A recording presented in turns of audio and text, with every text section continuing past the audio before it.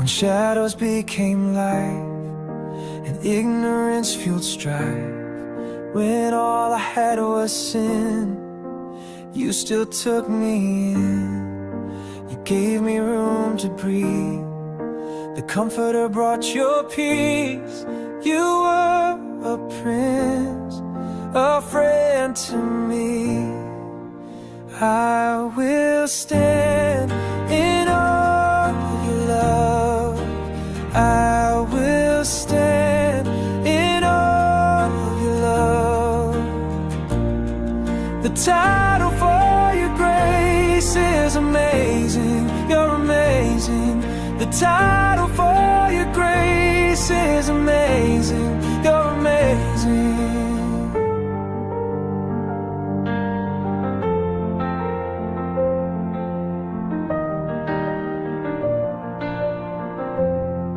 Now I walk and we talk. I'm still amazed to be with you. You straighten this bent road. You harmonize my soul.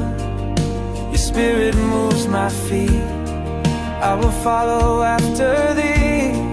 You promise I will stand in the presence of I am. I will stand in awe of your love. I will stand in awe of your love. The title for your grace is amazing. You're amazing. The title for your grace is amazing. You're amazing.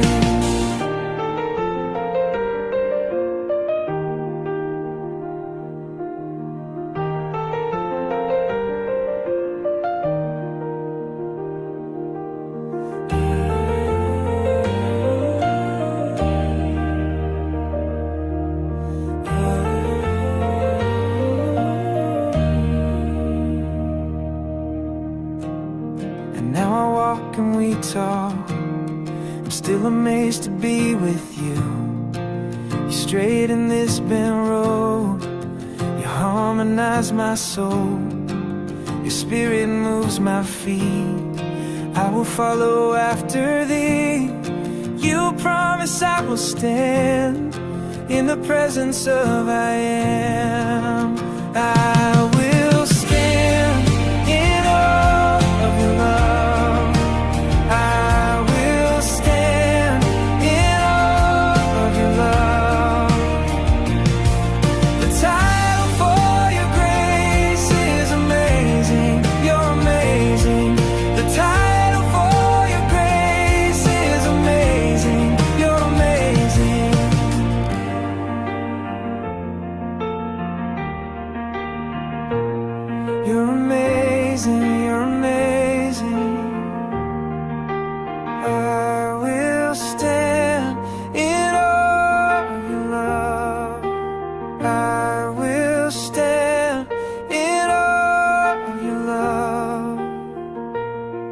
The title for your grace is amazing. You're amazing.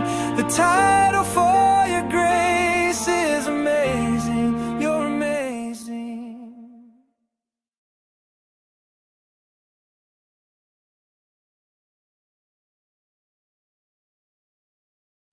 Hello and welcome to Kingdom in Context. I want to thank you for joining us here on our Sabbath fellowship.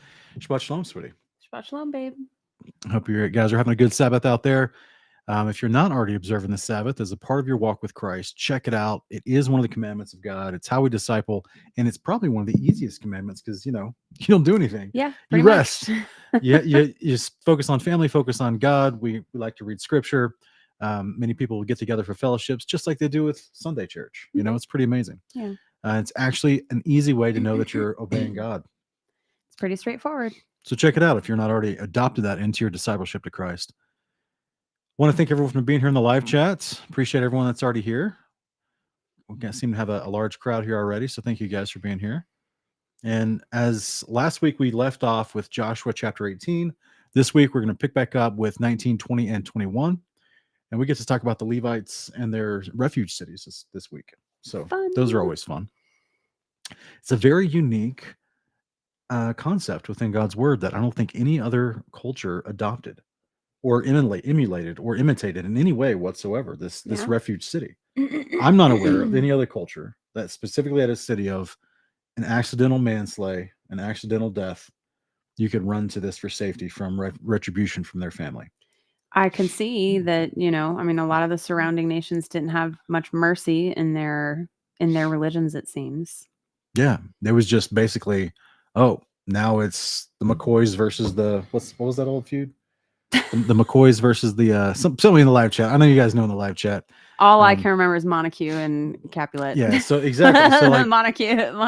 yeah, across the pond, Montagues, Capulets, like it was just that. Yeah. There was no, oh, I'm sorry, this was an accident, and someone's going to ensure that no further bloodshed is going to happen as a result of this. You know what I mean? So yeah, it's pretty wild. Pretty wild. Thank you guys for being here. Let me see here. All right. Yeah, someone said they like my shirt. This is a Sanctified Supply Company shirt. And all right. Well, I will pull up. Do you have anything to say before we get started? Nope. Okay, I'll pull and we'll start to read here in Joshua chapter. Let's go to the right chapter. Let's go to chapter 19. Okay, so we're going to start off talking about Simeon's inheritance. So remember we left off last week. Remember there was like 7 tribes within the 12 that still had not taken possession of their inheritance because they were either being lazy or afraid. Yeah. It's kind of interesting. Mixture of both, maybe? Yeah, maybe a mixture of both. And there were still some very specific territories that the Canaanites still lived in. Yeah. They had not driven everybody out of the land. And so now we're going to pick up with the remaining of the inheritances being doled out by Joshua. And so in verse 1, it says, the second lot came out for the clans of the tribe of Simeon. Their inheritance lay within the territory of Judah, included Beersheba or Sheba, Moladah, Hazar Shula, Bala, Ezem, El-Tolad, Bethel, Hormah, Ziklag, Beth Morkabot, Hazar Susa, Beth Leboeth. You know what I'm coming to mind right now is those cowboy auctions, where they're like, Yeah. either that or it's someone that just did meth and went to a Pentecostal service. So the translator, I wonder in the original Hebrew if this flows a little bit better than the transliteration, because this is tough. All right. Also, Sharuhin. Oh, that's almost like Street Fighter. Sharukin. All right. So those 13 cities, along with their villages, Ain, Ramon, Ether, Ashan, 4 cities along with their villages, and all the villages surrounding these cities as far as Beilat, Beer, Ramah of the Negev. This was the inheritance of the clans of the tribe of Simeon. The inheritance of the Simeonites was taken from the territory of Judah because the share for Judah's descendants was too large for them. See, that goes into my question previously, from 5-6 chapters ago, as far as the territory of Judah seemed disproportional.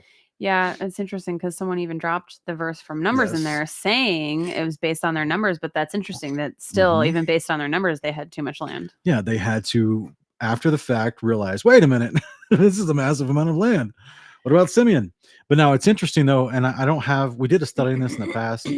I don't have the verses off the top of my head right now.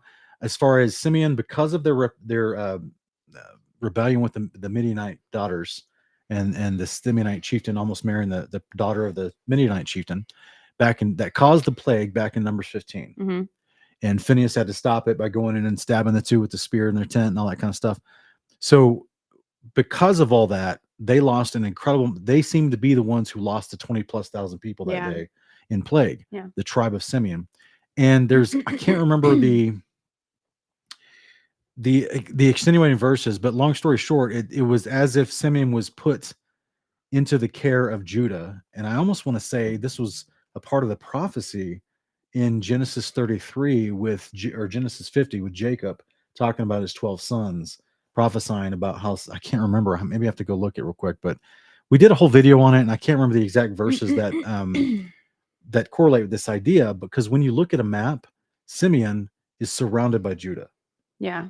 So it's and only Judah. So it touches no other boundaries of anybody else. It's surrounded. It's like they're Judah locked. They went into the middle of Judah's territory and gave Simeon some land, And the big brother, or the Judah is not the big brother. He's the fourth born. Simeon was the second born. Yeah. But Judah now encompasses and surrounds Simeon, which is kind of a unique thing. That's a unique thing. I'm probably reading into this unnecessarily, but it does make me think about Jesus being in a large city that there's just too much space for him. He needs more people to come fill in that territory along with him. Yeah. Well, I just also think about in the Testament of Simeon, he admits that he wanted to kill Joseph.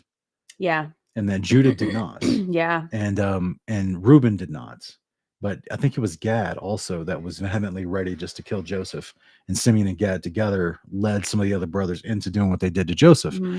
And so it's just a very it's interesting though that when you look at all the breakdown, Simeon got a decent sized portion of land. Theirs is much bigger than Benjamin and some of the other people, but they're still like being babysit, if you will, by Judah.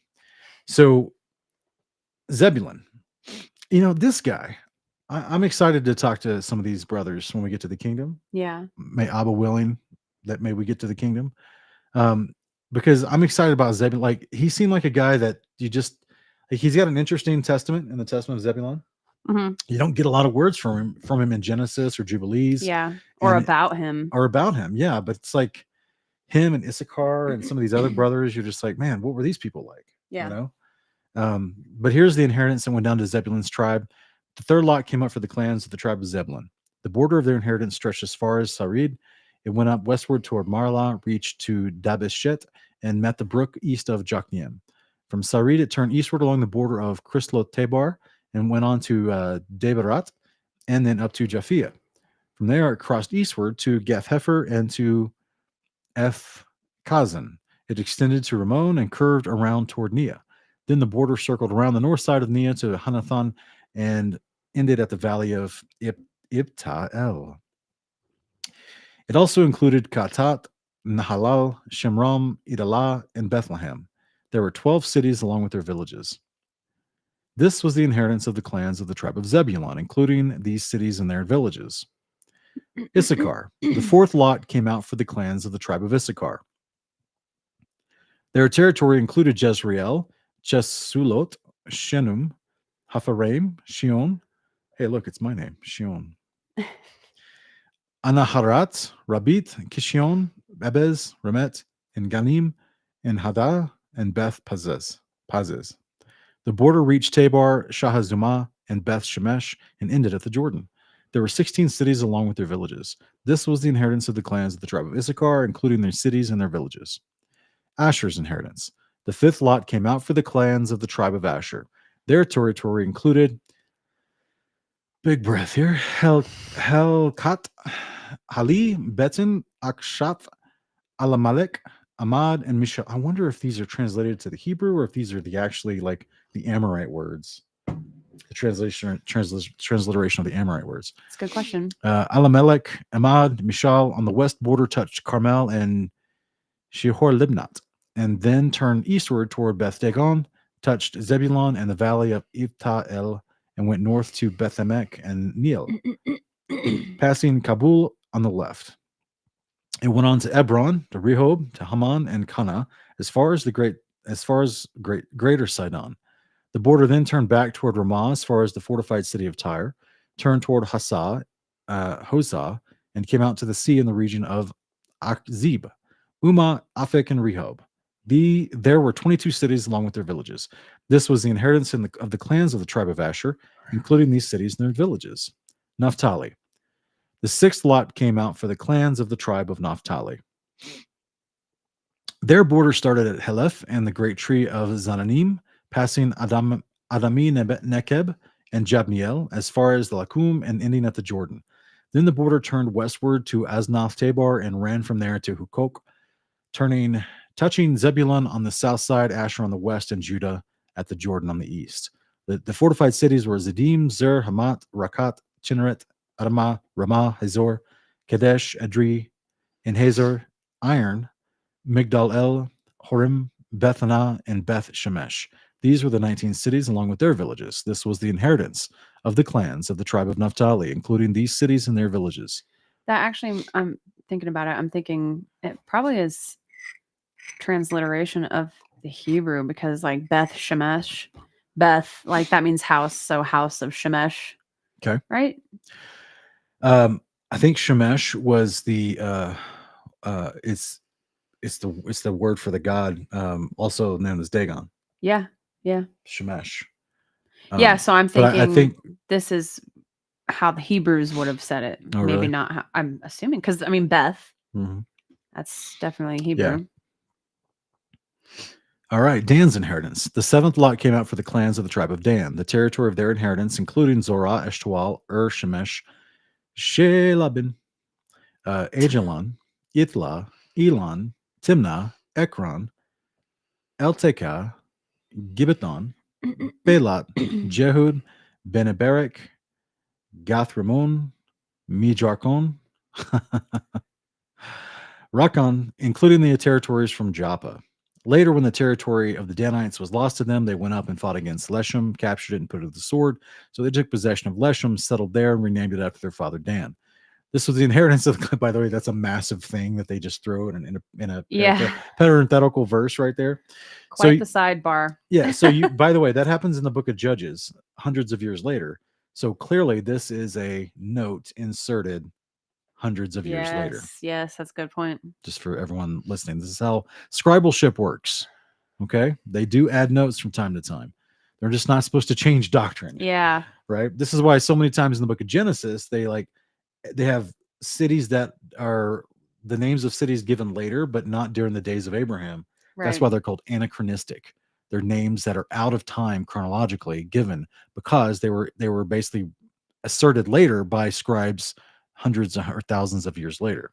So this was the inheritance of the clans of the tribe of Dan, including these cities and their villages. All right. And then Joshua's inheritance. So Joshua of the tribe of, what is Joshua's the tribe of? I don't know. He's just always called Joshua, son of Nun. I don't think we get. It looks like he gets Ephraim, some I land don't think in we Ephraim. get lineage for him, do we? No. But it looks like he's interesting. So when they had finished distributing the land into its territories, the Israelites gave Joshua, son of Nun, an inheritance among them. The Israelites gave Joshua, son Joshua, of son Nun, of inheritance Nun. among them. Was he not an Israelite at all? I mean, through covenant, obviously you can be an Israelite, but bloodborne. This is Yeah. what I don't know. Have I never realized he was not? Or is this just a private estate they gave him because he's the man? I don't know. He's like the best general and leader of the people. That makes me want to do a little bit of a Google search, though. Put it in the live chat, guys. I don't remember Joshua being a non-bloodborne Israelite. I could be wrong, but Joshua, son of Nun, but Caleb was a Kenizzite. So which we know about, also I'm pretty sure weren't actual Israelites, but still a descendant of Abraham. Yeah, right. Just not of to the which 12. to which we assume some of the Melchizedeks come from. Yes. Including Jethro of the Midianites. So I can't remember right now. Is there a verse that tells us Joshua, son of Nun, was not of Abrahamic lineage, or at least of Jacob's lineage? I'm gonna Google because You're I'm gonna actually Google curious now. Yeah. Yeah. Let's take a moment to figure this out. Because they're giving him his own land. They gave him the city of Timnath Sarah in the hill country of Ephraim as he requested. He rebuilt the city and settled in it. These are the inheritance that Eleazar, the priest, son of Joshua. See, look, Joshua, son of Nun, and the heads of the families distributed by the lot to the tribes of Israel at Shiloh before Yahweh and at the entrance to the Siddim meeting. So they finished dividing up the land. Yes, the Bible, apparently we just haven't seen it. The Bible provides Joshua's lineage, stating he was the son of Nun from the tribe of Ephraim. Okay. And a descendant of Joseph. His grandfather was Amihud, and his great grandfather was Elishama. Okay. His lineage places him as a descendant of Jacob's son Joseph. Okay, so maybe the emphasis here is that they gave him an entire city to himself. Yeah. Right? Whereas all those other cities were given unto the entire tribe, dispersed amongst the tribe. Right. But then they were like, hey, Joshua's our presidente. It's kind of a big deal. He's our jefe. Yeah. Let's go ahead and give him his own city. And he rebuilt the city. I'm guessing he destroyed it when he conquered that city previously. But he rebuilds the city, settles in it, and then so it's kind of like a big deal. Like this is where Joshua lives. Honestly, like It's like he's got a whole book. He's clearly a very well respected person from scripture. But to be honest with you, I didn't quite have the appreciation for him that I do today until we were reading last week or the week before, and you pointed out to me how I never even noticed he was Moses' assistant like that, and B, he would stay in the tabernacle with the glory of the Lord even after Moses had left it. yeah. So yeah, I've got a whole different perspective of him just based on that little tidbit that you pointed out to me a couple weeks ago. And I'm like, because I just finished Exodus in my morning readings. And so I was in Exodus 33 the other day. I'm like, yeah, like how did I never notice that before? But look, And that angel didn't kick him out. Yes. And how long did the angel stick around after Moses left? Just he and Joshua. And what are they just in there? Just is he shooting the crap? Like, or is he just soaking up the presence? And now I know that sounds like, apostolic modern NAR language, but guys, I don't know where your background came from. I don't know who's listening right now and what your background is coming to the faith, or if you spent any time in mainstream churches in the last 20, 30 years, but I have been a part of worship sessions with people where you can feel God's Spirit drop so heavy. It changes everything, guys. Like there was one point, like I'm still getting verklempt thinking about it. Like there was one point at this one worship session I was at where I was just praising Yahweh, and his Spirit fell on me so strong. I could not get up. I could not stand. And I was just on my knees. And midway through, like I was on my knees for probably 30 minutes, just bawling my eyes out, praising God. And midway through, I thought to myself, oh my goodness, is the crack of my butt showing up through my jeans? Because like I didn't like adjust my clothes when I fell to the ground. I just fell to the ground. So sometimes the Father will humble you in a variety of ways. When they say he was abased before the Lord. So yeah, there was I'm just telling you, man, if his Spirit if these angels are the conduits of God's Spirit and his power and his glory, with that, it's not just the trembling fear. With it, if you've never experienced it, press in and get you some, because with it is love. It's an amazing amount of this. It's the most it's the most difficult thing to articulate, because it is almost as if it's tangible love. Like you can feel something comes over you. You can feel God's Spirit on you in a tangible way that sometimes it can feel heavy. Sometimes it can feel warm. Sometimes it can feel energetic. It is amazing. It is truly amazing. So what if he's just enjoying that? Yeah. I mean, what I felt on the night when the Spirit first dropped on me, I can only imagine actually being in the presence like that of the angel that represents him, like in his holy space. It's just awesome. It's just something I just can't wait to meet him in the kingdom and be like, what were you doing in there? What was that like? Were you having conversations? Were you tidying up? Like, what was going on, and how long did he stay? Because it doesn't say how long he stayed or how often he did that. But yeah, it just really shined a light for me on a whole nother level of his faith and his status, really, in the hall of fame of faith. Yeah, if what I experienced in just a few moments in my life in these worship sessions was anything like what he was experiencing, and he knew that every time he went to that tent meeting it was going to be like that, Yeah. I would be going too, and I would be staying as long as I could too, because I remember thinking to myself, like, I think this is what has become so attractive to the praise and worship culture in Christianity in the last 20, 30 years, is these moments that are genuine. God's Spirit does drop. These people don't have proper doctrine. God doesn't seem to care. I didn't have proper doctrine. He didn't care. He just dropped. He just dropped on me. Yeah. My life was changing. My perspective was changing. Time was not even thought of in my brain.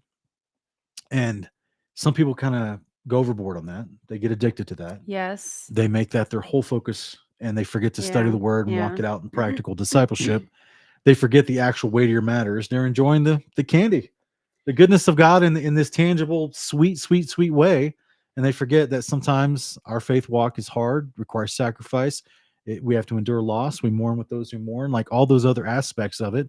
And they just start focusing in with an unbalanced manner. They start focusing in on this praise and worship stuff. And because I remember there were times I would go to other praise and worship meetings, hoping and praying, like driving to the praise and worship meeting, thinking, God, please show up like you did that one time. Yeah. Right. It didn't happen, but it's okay. I mean, I still had an incredible time. I was still there honoring God, but some people that they become addicted in a way that is unbalanced. Right. Yeah, absolutely. And I understand it actually from an alternate perspective. When I was before I became a Christian, when I was in the occult, a lot of the spiritual experiences I had within that practice of life kept me coming back for more. It was the euphoria of what I felt basically when I would be possessed by these demons. I didn't realize that's what it was, but while I was channeling them, I felt euphoria like I was on drugs.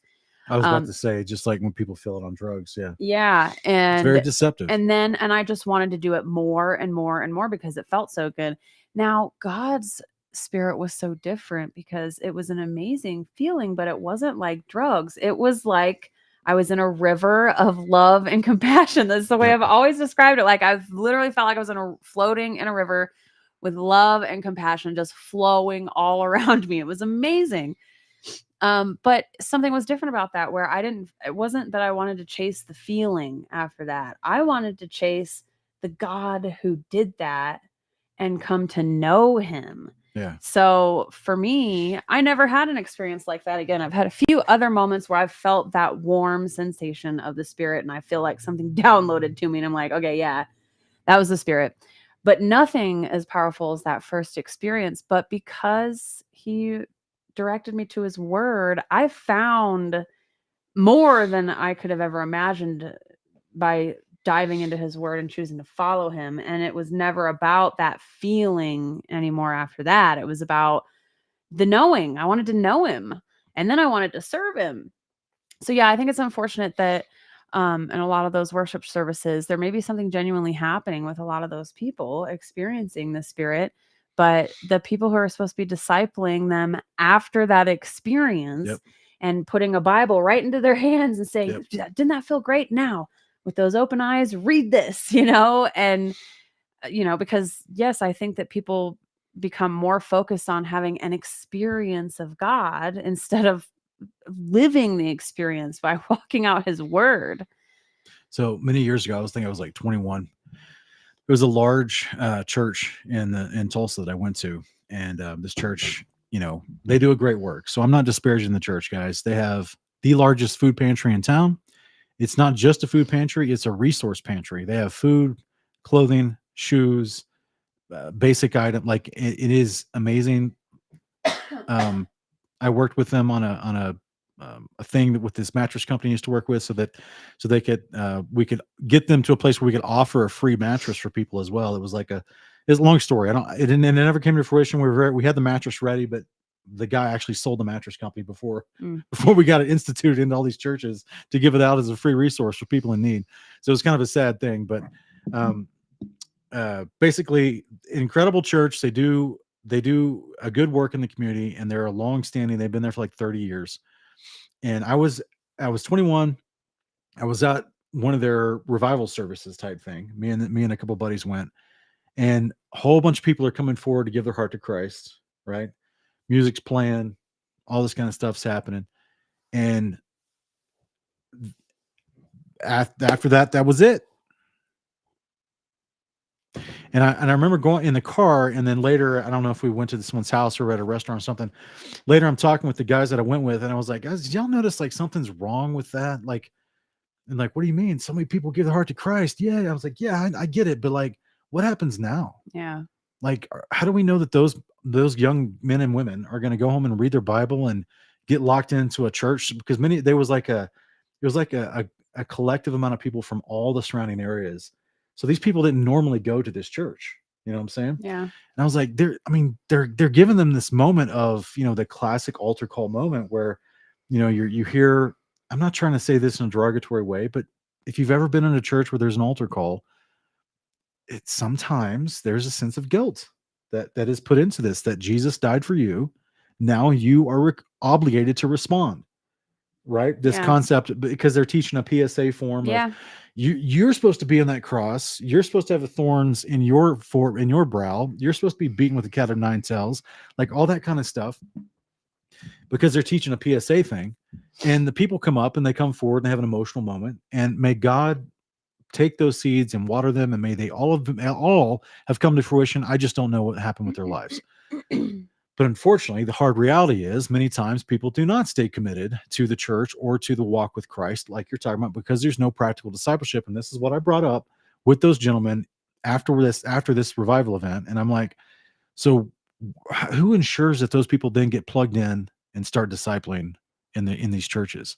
And they were like, oh, that's a good idea. Somebody should do that. And I'm like, yeah. You mean like the pastors who are tasked with doing it? So I was like, what if there was a ministry out there that became a conduit for that? In those moments, after these big revivals, when people come forward and give their heart to Christ, then the follow-up is from this intermediate ministry that is tasked to get these people's information, get as much as those people are willing to give. What's a quick profile of where you live, what your interests are, your familiarity with church, all that kind of stuff. And then see if there's a local church in the area which you can get them plugged in. You know what I'm saying? And actively, and then make that connection, because you already have a connection with that church, or that church is at least aware of you being an intermediate ministry, knowing that you're going to be bringing them people that just went to some other revival thing 50 miles away. But here they are, they live in your community. Yeah. And they're a fresh, warm convert to Christ, and they need discipleship. Pastor, here's this person, to your church now, please take over and do right by them. But there's nothing like that. These people just drive home. Yeah. And then what? And on the way home, they're like feeling guilty. Oh, I don't want to listen to Rihanna in the car because I just gave my heart to Christ. But then 3 days later, they're back in the club. And it's just this is the lack of discipleship. It's not enough to just count numbers and say we got a bunch of people come forward on this revival event. Now we saved 700 souls this weekend. Did you make what Christ says? Make disciples, not have an emotional conversion moment. Yeah, make disciples of the nations. Make disciples, not converts. We're way off Joshua, but basically, I mean, it was all inspired by Joshua. It is. It is. We're way off Joshua, but it breaks my heart because we in America, at least, I know people are watching this from other countries too, but in America, there's a sad culture of evangelism that doesn't have follow-up, because they're not being taught discipleship. They're being taught once saved, always saved, conversion saved, always saved, come forward to the altar once, you're always saved. Yeah. They're being taught this idea that is so shallow, to where here we see a leader of the faith anxious to spend time in the presence of the Lord, even though it's coming through the conduit of an angel. He knows that God's Spirit is flowing through this angel, and he's anxious to spend time there. And as a result, not only is he a lifelong believer for the rest of his life, as we're seeing in the book of Joshua, but he becomes one of the most dignified and respected patriarchs in the Bible. Yeah. Yeah. And just a little more on that before we get back to it. I feel like the Protestant churches are seem to be blinded to the fact that the lack of discipleship in their denominations, unfortunately, is a big catalyst for a lot of these people who are leaving Protestantism to go into Catholicism or Orthodoxy, because they provide what I find a lot of these people are looking for is the structure, the discipleship, the rule book. Yeah. Tell me what to do. I think people really struggle admitting the fact that as human beings, we are geared to be taught, just like we're geared to learn from God. Yep. That's why he gave us teachers. And so that's why we feel drawn to go be taught by teachers. And when the teachers that are teaching you aren't really giving you much homework, they're not really giving you much to do on your walk outside of the class you do every Sunday with them, people start to feel like something's missing, and they can be ensnared into some other belief systems that offer that. I used to be a big fan of that 90 Day Fiance show. It's become kind of a parody of itself in the last few years. So I haven't watched it in a long time. But there was a girl on there years ago who was raised in a Christian home, and she ended up converting to Islam. Okay. And she talked about asking her church leaders about what she didn't know the word discipleship, but that was the word she should have been using. She wanted teaching, she wanted structure, she wanted a roadmap for her life. And she didn't find that in the Christian churches. So sadly, I'm not even a broken clock is right twice a day, right? I will say the Muslims have structure Yeah. and they have discipleship, and it may be for all the wrong the Right. wrong ways, but it's there. And so someone who All religions historically have. so someone who doesn't Yeah. have the Spirit of God in them to begin with, and then they've been totally disappointed by the church they've been raised in, who didn't even try to disciple them anyways. How easily they can be ensnared into a completely different belief system that doesn't even have Christ as the foundation. I mean, at least the people going into Catholicism or Orthodoxy still have Christ as that foundation. Right. But to abandon him altogether, it's like, how tragic, all because we have generation after generation of pastor who isn't discipling. They're just preaching in the pulpit. It's sad. Yeah, if there's a pithy way to make the statement, it's like the Orthodox and Catholics went off the rails by what? Creating too much emphasis on their dogmas, Yes. which contradict scripture, Right. but yet maintaining structure. Yeah. The Protestants went off the rails Yeah. by not having enough structure. Yeah, they fought back so hard against all the added commandments of the Catholic Church, not realizing that those were added commandments from the Catholic Church, and there were commandments in the Bible that we're supposed to keep outside of that they went, now we're all the way into this faith without works completely. Like, you just have faith, there are no works. Because I'll give it to the Catholics and the Orthodox, they have never said salvation is not by works. They will say salvation is absolutely by works. You must continue in works, or you will not be saved. But there are works. Here is these works that you have to do. Yeah, it's not the works of the Bible, it's the works of their tradition. Protestantism went so far in rebellion against that now they're like, you don't need any works, not even the ones that are right here in the book, to be saved. So yeah, it's interesting where people's desires will lead them, even when those desires are good. It's a good thing to desire teaching and discipleship, but if you don't find it in the right places, you'll find it in all the wrong places, sadly. I don't know what's going on with my camera, man. It's always yours too. I bought these cameras at the exact same time. Yeah, they're the same brand, same cameras. exact same camera. All right, let's get back to Joshua real quick. All right, so this was the end of chapter 19. Just talks about not only where they gave Joshua his own city, but verse 51 is interesting because it tells you they did all of this decision making as far as who got which piece of land and where at the tent of meeting in Shiloh before the presence of Yahweh. Yeah. Reminds me of the book of Jubilees in chapter, I believe it's chapter 10, where it talks about Canaan when he wanted to take Shem's land, and his father Ham and Mitzrayim, Egypt, they both said to him, "Hey, no, we took an oath in front of the presence of the holy judge." Yeah. Yeah. And so I've assumed in here, some people assume that that's Noah, but I've assumed in here that it was an angel. Yeah. Because of this right here. Yeah.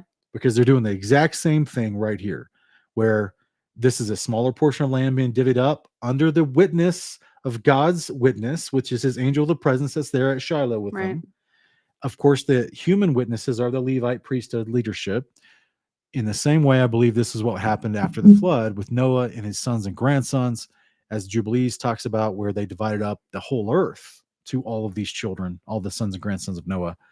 And this is why the land of Canaan that Joshua just retook, this is going full circle. Yeah. Because this is why he had to go retake it. Because the descendants of Ham, specifically Canaan, initially didn't want the land given to him in the southwest African part. Instead, he went up to the Middle East area where Shem's land is, where you see is being held with fortified cities until Joshua comes and reclaims it. Yeah. Because for those hundreds of years post flood up until this moment, this land was supposed to be for the descendants of Shem. It was always supposed to be for the descendants of Shem, which includes Abraham, which includes Isaac and Jacob, Moses, and all these guys as well who come out of there. Now, already in this land are some descendants of Noah, of Shem, down through Abraham's lineage, like we talked about last week. The Ammonites, the Moabites, the Edomites, and the Ishmaelites, they're still here in this land. Right. It was only the descendants of Jacob who took on the moniker of Israel. Did that territory get taken? And the oath and the covenant that was made with the forefathers with Noah in the presence of the holy judge, Noah's a priest, in the presence of the angel of the holy judge that constantly is talking to Noah and helping Noah. In that presence, that oath that was made was those boundary stones were ignored. That sin was the transgression where Canaan stole that from Shem, and now it's finally being reclaimed. But I think it's an interesting concept to me, because in the meantime, the land that was given to Ham and Japheth, all that stuff just like they just filled that land with their descendants. Yeah. There was warfare, sure, throughout time. Mm-hmm. But it's interesting how, and then further on past the Euphrates, the other territory of Shem was still given to other Shemites, and they still maintained it in that, but it was just this specific part. Why? Because this is where Jubilees 3 says that this is the navel of the earth.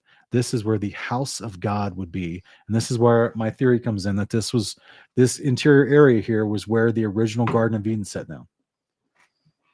And this is why, in my opinion, Bethel, the house of God, was, in my opinion, this is where the original location of the Garden of Eden was, which is why it's going to be the central location in which the New Jerusalem sets down between the Euphrates and the Nile. So it wasn't in the Philippines? No, it wasn't in the Philippines. Because no other land has been fought over by all these nations so vehemently since the flood. Only this particular part of land. It's kind of a weird thing. It was like Satan prompting Canaan to break the oath and to become out, and that's why it was called the land of Canaan. Even though, as we just went through these chapters in Joshua, you see it's not just the descendants of Canaan that are in here. It's all these other ites that are also worshiping false gods along with the Canaanites, also in here as well. And they're all fortifying and strongholding themselves in here, not wanting to give it back to the rightful heirs, which are the descendants of Shem, i.e. the descendants of Abraham and down through Moses. So yeah, quick reminder for people, the word Semite comes from Shem. So Semites are a wide swath of people ethnically in this world, and not just one group of people, by the way. So all right, so let's go into chapter 20. That's a good point, sweetie. Let's go into chapter 20. We'll talk about the 6 cities of refuge. And then Yahweh said to Joshua, tell the Israelites to designate the cities of refuge as I instructed you through Moses, so that anyone who kills another unintentionally or accidentally may flee there. These will be your refuge from the avenger of blood. When someone flees to one of these cities, stands at the entrance of the city gate and states his case before his elders, they are to bring him into the city and give him a place to live among them. I hope you do that quickly if someone's on your heels. yeah. How did that work? Yeah. How did that work? It's like a penalty box in hockey. You know, you stand in here, you're protected from the avenger of blood until you state your case. That's wild. It's verse 5. Now, if the avenger of blood pursues him, they must not surrender the manslayer into his hand, because that man killed his neighbor accidentally without prior malice. He is to stay in that city until he stands trial before the assembly and until the death of the high priest serving at that time. Then the manslayer may return to his own home in the city from which he fled. This, I don't think, sweetie, I don't think this is in Numbers or Leviticus when it talks about this. That he must stay in this city until he stands trial before the assembly. I don't remember that being in there. Yeah, neither do I. Huh, I'm gonna have to go research that. I remember this part being explained. The death of the high priest. Yeah. I think it's in Numbers 35, and then in I guess they would still have to establish that he actually was, and did accidentally or intentionally do it, and not just someone who willfully murdered someone and then ran to a refuge city and, lied. Hey, anyone paying attention right now in the live chat, not having a separate conversation about something else. If you're listening and paying attention right now to what we're talking about, tell me, let me know what you think, because I don't want to derail our reading real quick and go into a whole other study, but let me know what you think if you remember the previous mentions of the cities of refuge. Does it talk about, like it says at the beginning of verse 6 here in Joshua 20, verse 6, he's to stay in the city until he stands trial before the assembly. That's very common sense. Yeah. It makes sense, right? Yeah. But if that's not mentioned in Leviticus and Numbers, then it's just another testament that the quote unquote Torah of Genesis to Deuteronomy does not have all the instructions. Yeah, that those 5 books are not the one singular book of the law that's being referred to all throughout the book of Joshua. Yeah, that's interesting. But that's so common sense. That's amazing. Verse 7. So they set apart Kadesh in Galilee and the hill country of Naphtali, Shechem in the hill country of Ephraim, Kiriath Arba, that's Hebron in the hill country of Judah. And beyond the Jordan, east of Jericho, they designated Bezer on the wilderness plateau from the tribe of Reuben, Ramoth and Gilead from the tribe of Gad, and Golan and Bashan from the tribe of Manasseh.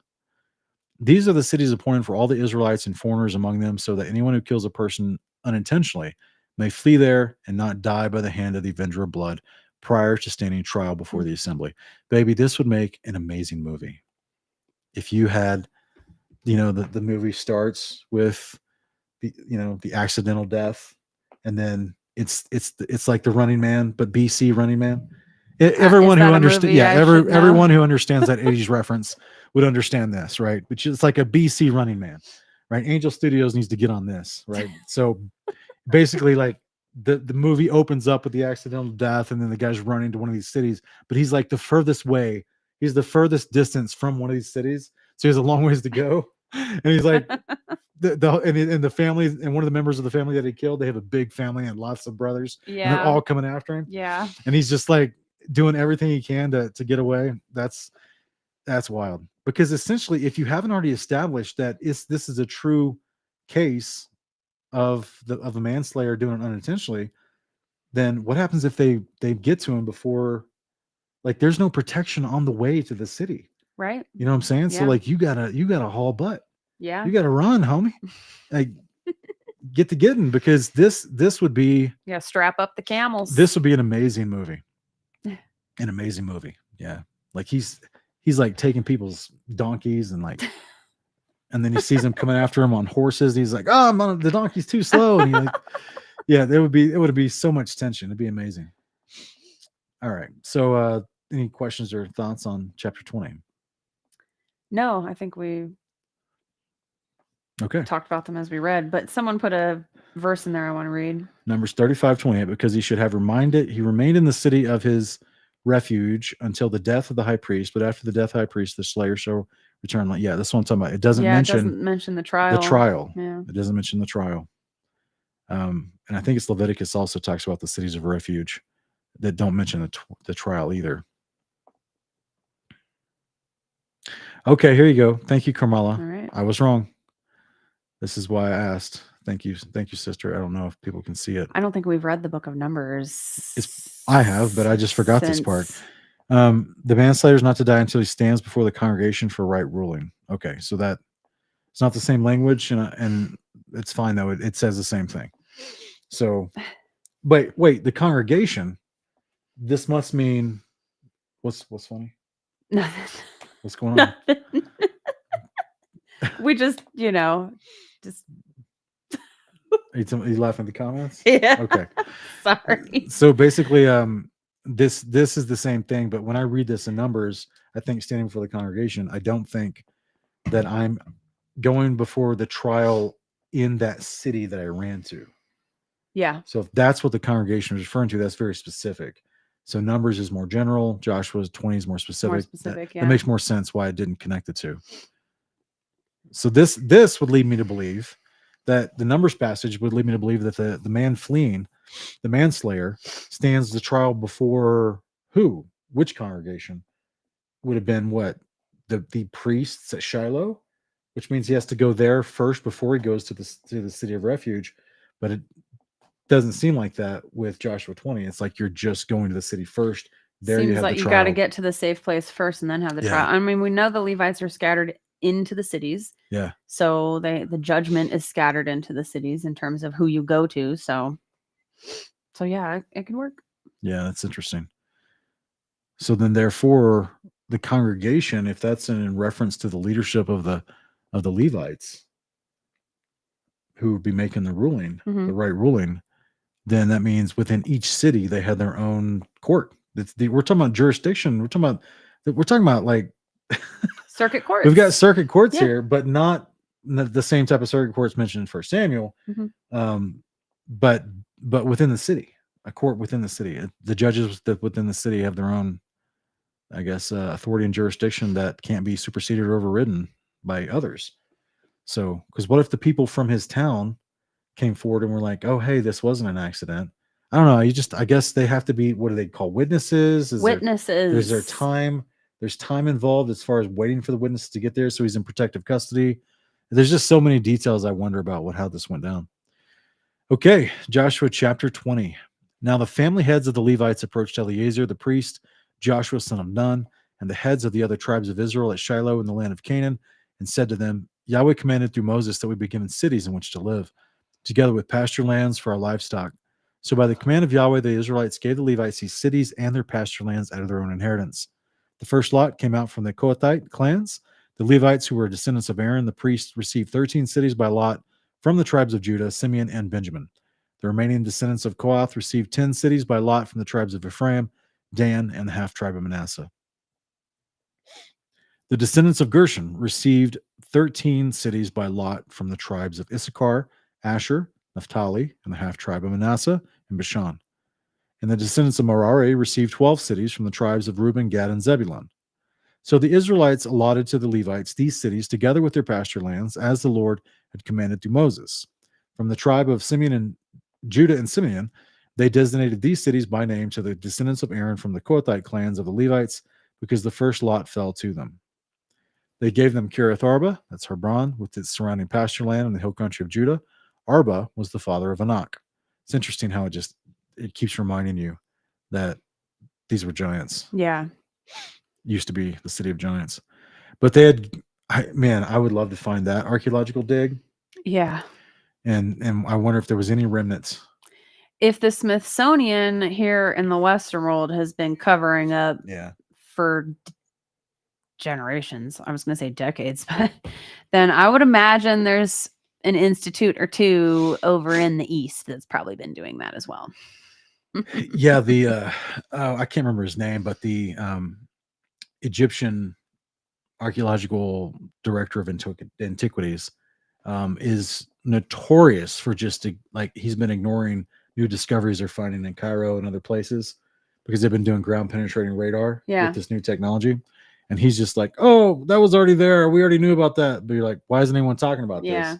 That supposedly they found all these antechambers way underneath the Sphinx, but they refused to let them investigate because of this specific director of antiquities that is like, oh, that's nothing to worry about. And nothing over there. Don't worry about it. It's not a big deal. So yeah, I'm sure throughout history, there's been a lot of that. Yeah. Verse 12, but they had given the fields and the villages around the city of Caleb, son of Jephunneh, as his possession. So the descendants of Aaron, the priest that they gave these cities, together with their pasture lands, Hebron, a city of refuge for the manslayer, Libnah, Jatir, Eshtemoa, Holon, Debir, Ain, Juttah, and Beth Shemesh, 9 cities from these two tribes, together with their pasture lands. And from the tribe of Benjamin, they gave them Gibeon, Gebah, Anatot, and Almon, 4 cities together with their pasture lands. In all, 13 cities together with their pasture lands were given to the priests, the descendants of Aaron. So this is the part that it always, look, I know the Father says the Levites don't get an inheritance because their inheritance is the table of the Lord. Mm-hmm. But they do get land. Yeah. I mean, they're getting entire cities plus pasture land. Yeah. They have to have land to do their jobs. They have to, well, they have pasture land to have extra animals. Yeah. So that they can store them, grow them, breed them, grow their flocks, husband them, in case the people of the tribes do not bring forth their tithes, Right. So they can still administer their duties, even if it's from their own agriculture and their own flocks of their own pasture lands. Yeah. So it's kind of like a backup plan, if you will, right? If the people don't do their part and bring forward their tithes, well, the Levites can still provide. Verse 20, the remaining Kohathite clans of the Levites were allotted these cities. From the tribe of Ephraim, they were given Shechem in the hill country of Ephraim as a city of refuge for the manslayer. Gezer, Gibzaim, Beth-horon, 4 cities together with their pasture lands.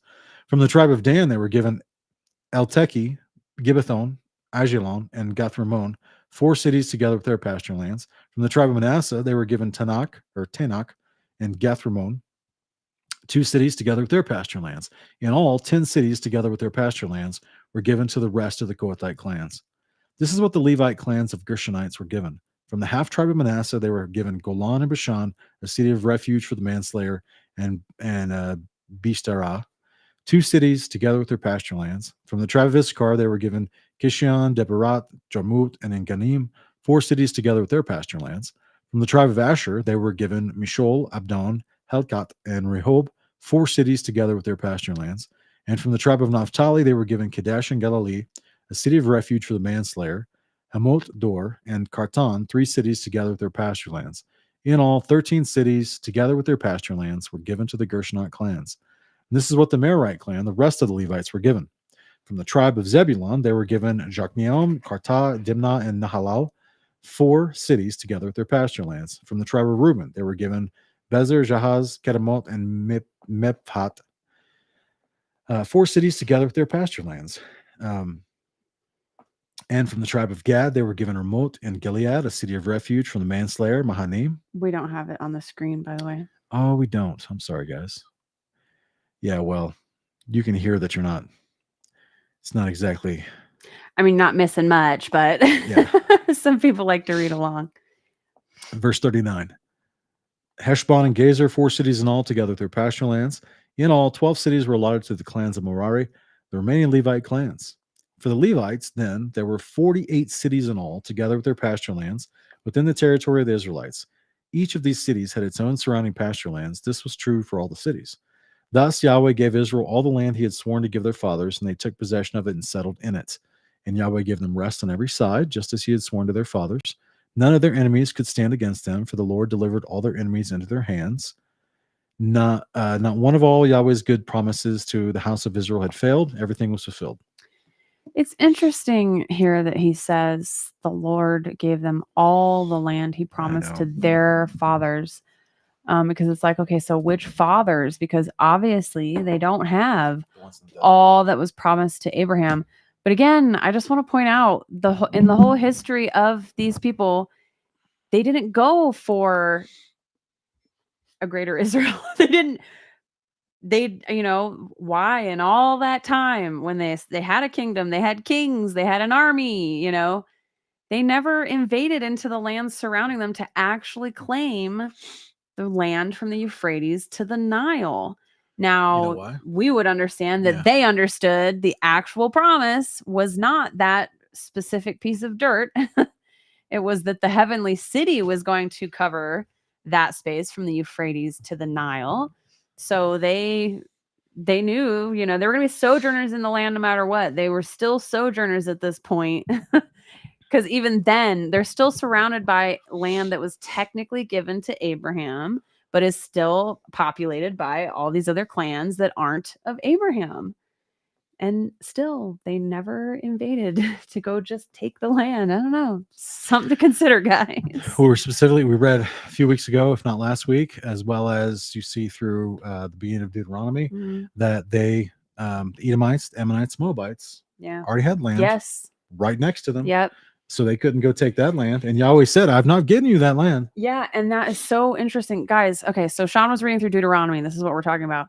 And Deuteronomy is talking about areas in that land that was promised to Abraham and Abraham's descendants. And who are the other people in that land? Like the Moabites, the descendants of Esau. Like there are other Shemites in that land. There are other descendants of Abraham in that land who also have an inheritance. The hyper focus is on Jacob and his sons and the tribes that those people became. But in that hyper focus, it seems, especially in modern times, that people have forgotten it was more than just the children of Israel that were descendants of Abraham. Yeah, and to the north, the Arameans, to the Amorites still had land past the tribes of Manasseh, Yeah. right, leading up to the Euphrates. Yeah.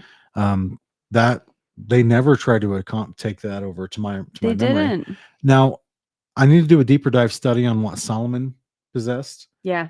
because some people claim that he had possessed all the land during Interesting. the days of Solomon. Through conquest or through like treaties and marriages? Solomon didn't go to war, so it would have been Yeah. supposedly left over from what politics. through politics and left over from what his son had, for his father David had Right. But I need to do like a map study and look at all the places that it Yeah. talked about. But because that's also not something that you hear modern day Zionists talk about when they talk about taking the Euphrates to the Nile. They don't talk about, well, this is the kingdom that Solomon had. Yeah, They that's don't true. really, at least to my knowledge, I don't hear that language being mentioned. Yeah. You just hear Greater Israel.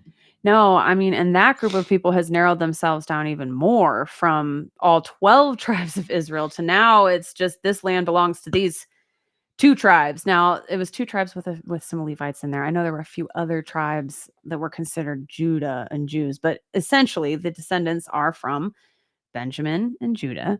So that group has even further minimized it to not only does all this land just belong to the 12 tribes. No, now it belongs just to these 2 tribes of people. How do they even like verify? Do they do like a 23andMe test to even verify that they're truly?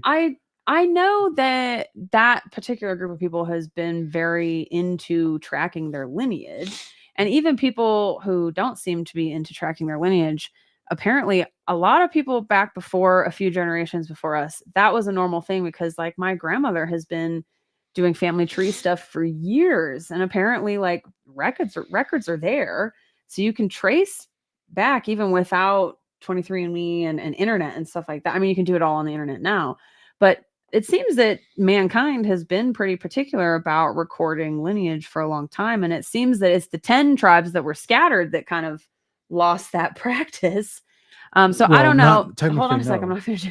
Okay. I don't know, though, how they go all the way back to before the last scattering in 70 AD. I don't know where they get that. I haven't looked into the claims about Ashkenazis versus other versions of Jews. I know there were Mizrahi Jews in the Arab lands before the Ashkenazi came. There's claims that the aren't actually true lineage. I don't know all that. Mizrahi? Are they considered to be the tribe of Judah? I'm talking about tribes. Tribes like how? So like in modernity, if you went to Israel and you said, "Oh hey, I'm a Jew of Israel, or I'm a descendant of Abraham, and I'm of the tribe of Issachar," would they make you prove it? Yeah, I don't know. I don't know Okay, how that's it all I'm works. asking. Secondly, in the 9th century, as I did an article on our on our KSC app a couple years ago, where I showed about the traveler that went down through Ethiopian territory and north of Ethiopian territory, and he ran into 2 different clans, one of Levites and one of the Danites, and they claimed they had been there ever since the dispersion. Wow. And they knew 100% that they were Danites, Yeah. and they claimed that they were living in peace with their enemies around them because they were still following the laws of Yahweh. Wow. And this is 9th century AD.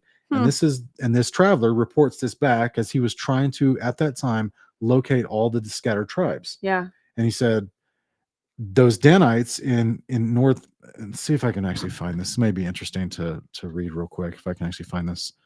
Why is this not doing this? Someone in the comments said that genetic testing is illegal in Israel. Oh, that's convenient. Interesting. That's convenient. That's interesting. So let me just give me 2 seconds, and I need to try to see if I can find this real quick. So much that you notice about stuff when you go back to the middle of the Bible and just take the time to read it. Don't skim over stuff, as tempting as it can be.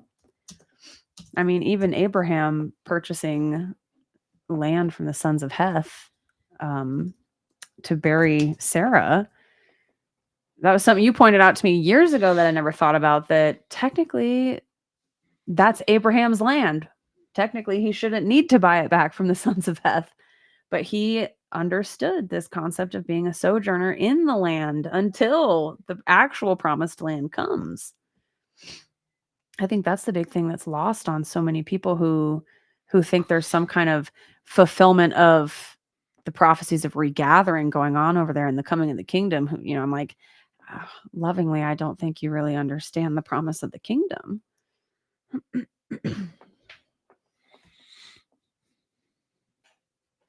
Okay, so just give me 2 seconds here. I found, here it is.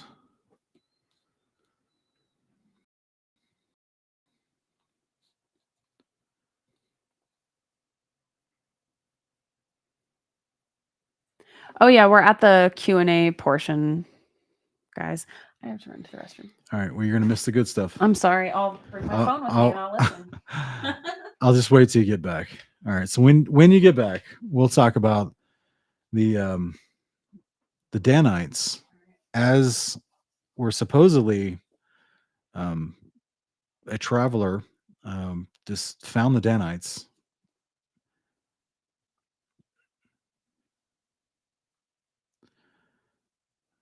Where was this? Yeah, it's the 9th century AD. It was a traveler named Eldad bin Halil Hadani. He found the Danites, and among other Israelites from the tribes of Asher, Gad, and Naphtali, practicing the law of Yahweh. And he knew where they lived. He knew where they were, scattered throughout Africa and the Middle East.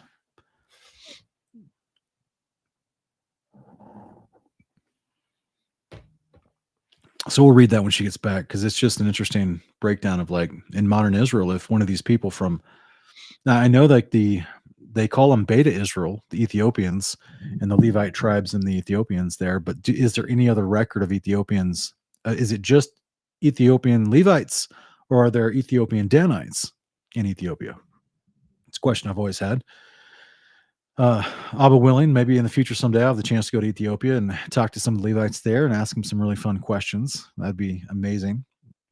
On the ground journalism, if they're not being invaded by Muslims at the time. That'd be amazing.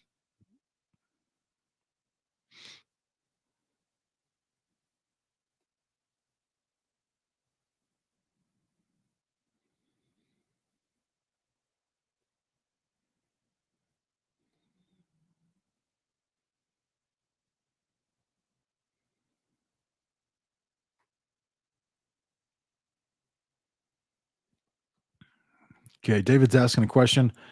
Let's see if I can understand this question, okay? It says, do you see value of support to Yeshua from the congregation of Israel, sold out to Yahweh, honor to vertical chain of command? By the way, brother and I highly value your dedication to this virtual congregation. Point out support for Yeshua, son of Nun. Josh was at least time early in Yeshua's ministry. We'll soon see the shift. I'm guessing. Brother, I apologize. I don't understand your question. If you want to simplify that for me, and I'll be happy to answer your question. I just need to understand it. I don't understand how you worded that and what you're asking. Heat Seeker Pepper Eater is asking, the New Jerusalem is described as a mountain, Mount Zion, mountain, the house of the Lord, etc. The description in Revelation seems to fit a pyramid with the wall around it. Your thoughts, please. I don't see that, brother. I see it described as a 4-square city. I don't see it described as a pyramid. I see it described as walls, gates, 12 gates, 4 walls. So I know people say, well, that's a pyramid, but most pyramids they're actually, at least the advanced ones, are built with 8 sides. But from a distance, it only looks like 4 sloping sides. But that's irregardless. So I don't personally think it's a pyramid. I think it's an actual city whose it's called 4 square. It's a city whose height, width, and breadth is the same.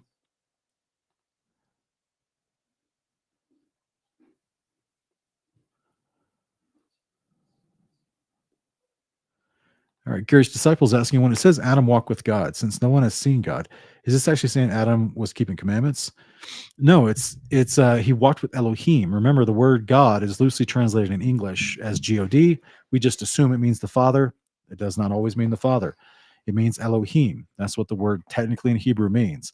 So Adam walked with Elohim in the cool of the garden. So Jubilees tells you directly there were angels in the garden speaking with Adam and Eve, teaching them how to live, teaching them, growing them up for 7 years. So they did not see the face of the Father.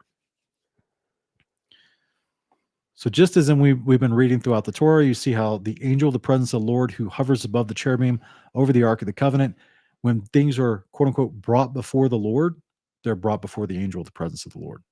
And it's the same. It's a conduit. He's an agency to the Heavenly Father who can't be seen by them, who is not descending to them. And the only moment that he did descend to them, there was massive earthquakes and thunderous lightning, and a whole mountain gets burned on its top. And Moses only got to see his backside in that moment anyway. Right. So the rest of the time, the feet of the presence of the Lord is where the angel of the presence is as his conduit agent, because they can't actually see the Father. And the Father doesn't actually descend at all times. He's in heaven on his throne. So that's where they have this representative, which is the angel of the presence. But it's a good question. I like the way you're thinking. Okay, so sweetie. Just to read some of this for you real quick. Okay. So the tribe of Dan, they were scattered, as we know, around the 7th century from the Assyrians. But 1,200 years later, 9th century AD traveler, merchant, and philologist, Eldad ben Halil Haldani, he spread his testimony of Danite descent to several Middle Eastern territories and rabbi. Eldad claimed his Danite families lived in Cush, among other Israelites from the tribe of Asher, Gad, and Naphtali, practicing the law of Yahweh and receiving the blessings of their obedience, as they were sovereign in governance, protected in war, fruitful in offspring, and bountiful in the harvest of the land and animals. Eldad claimed to know the African, Middle Eastern, and East Asian locations of many scattered brethren from the tribes of Ephraim, Manasseh, Reuben, Simeon, Zebulun, and Issachar, from Armenia to Arabia to Paran to Southeast Africa to the southernmost border of modern-day Kenya. Interesting. So regardless, that's just there's a whole thing on this traveler named Eldad ben Halil Hadani, and that's a lot of clans that he just encompassed right there, right? So my general basic question was, if these people from modern day Cush or Ethiopia, right? We know that they call the Ethiopians Beta Israel, but if Beta Israel all decided to go to Israel right now out of Ethiopia, what would happen? Would modern day Ethiopia be like, sure, come on in, guys, all 2 million of you? Would modern day Ethiopia be like that? If or modern day Israel? If modern day Ethiopian Levites decided they just wanted to move to Israel today, they just want to go live in Tel Aviv now, today. I don't know how many of them are. Let's just say there's 200,000 of them. Would they just be welcomed with open arms, given citizenship, and being like, "Oh, you're here. Thanks for being here"? I don't know. Would these people, like, who knows where these people went when you're talking about the tribes of Ephraim, Manasseh, Reuben, Simeon, Zebulun, and Issachar, scattered about from Armenia to Kenya? Yeah, honestly, like all this makes me think about is that how many of these descendants were in that land and are in that land and are being treated like enemies when actually, genetically speaking, they could very well be descendants of these tribes. This is what I'm talking about. In that land that other people are coming saying, this is ours because we're descended from these tribes. And it's like, yeah, some of these other people could be too. I think that's the problem with people trying to do it themselves and not waiting for God to be the one to do it, because he knows everybody's rightful place. Yeah. And guys, this is the biggest problem with Zionism. Okay. Is that you have a people group whom claim to be the chosen people of Yahweh, who reject Yahweh's prophets, who reject Yahweh's commands, who want the geographical boundary blessings of covenant Israel while ignoring the commandments of the covenant and the prophets of the covenant of Israel, and rebelling against those. This is pick a king who did evil in the sight of the Lord in 1st and 2nd Kings. This is the same thing. Right. Just as they did their shenanigans for 40, 50 years before they died, and then, as was recorded, they did evil in the sight of the Lord. That's all this is going to be in the history books when we get to New Jerusalem. Yeah. Is you're going to see people who rejected his son, they rejected the Father, they rejected the commandments, they rejected the love of God, including all of his commandments pertaining to his blessings, how to live. And when it comes to the land, for this specific reason, they decided that's the sticking point they want to land on. So they want to claim themselves of God's family, because even though you can't verify it genetically. Yeah. And then they want to say, but we want the greater land of Israel as only is fulfilled at the kingdom come. Yeah. So they're not following Yahweh. The whole political Zionism is not from God. It's trying to do things on your own that God says he's going to do in his timing. And we already read about that with Moses and Joshua. Multiple people decided we want to go up and to fight that town. And Yahweh's like, I'm not giving it to you right now. Yeah. So it's just going to be chaos. Yeah. I have not delivered them into your hand. Yeah. I think that's something that may be lost on some people who have been upset with me for talking about Zionism on my Facebook page. They don't seem to understand that this is just another false doctrine that needs to be addressed. It's not really, it has nothing to do with race. It has nothing to do with ethnicity. It has nothing to do even with politics, really. For me, it's about correcting false doctrine.